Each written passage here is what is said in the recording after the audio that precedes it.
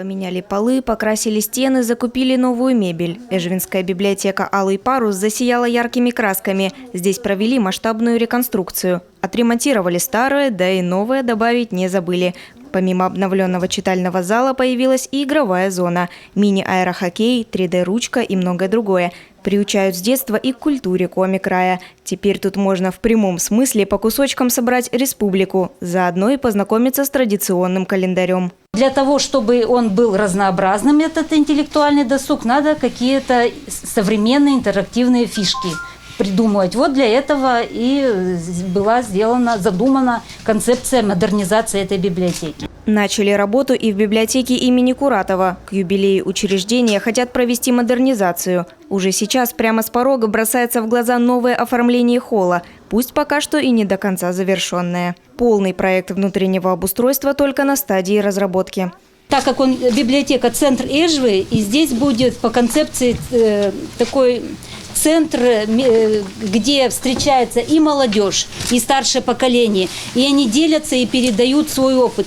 Реконструируют и в Сыктывкаре. Работы идут полным ходом. В планах отдельное помещение для мастер-классов, коворкинг-зона, обновленный читальный зал. По-особенному хотят оформить коридор в стиле героев Коми фольклора.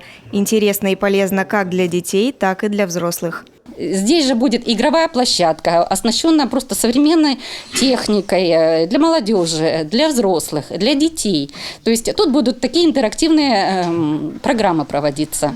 Все планы на этот год будут выполнены, а именно оснащение 14 библиотек по всей республике. Такой темп ожидается и в дальнейшем. Ежегодно планируют модернизировать от 10 до 20 учреждений.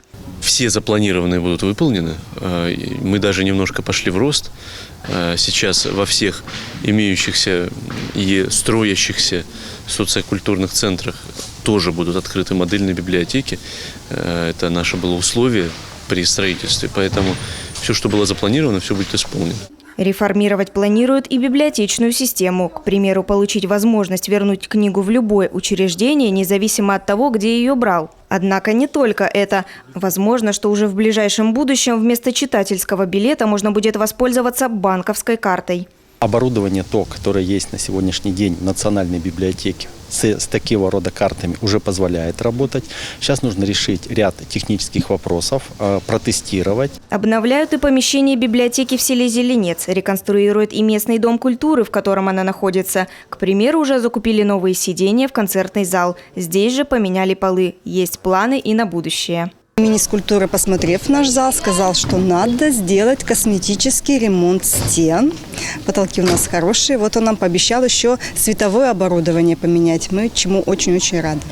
До 30-го года время еще есть. Стало быть, это только начало. Подарить библиотекам вторую жизнь, а вместе с тем и увеличить приток посетителей, пожалуй, самое главное. Ведь при введении новшеств прежде всего опираются именно на мнение граждан. Виктория Денисова, Олег Костромин, телеканал Юрган.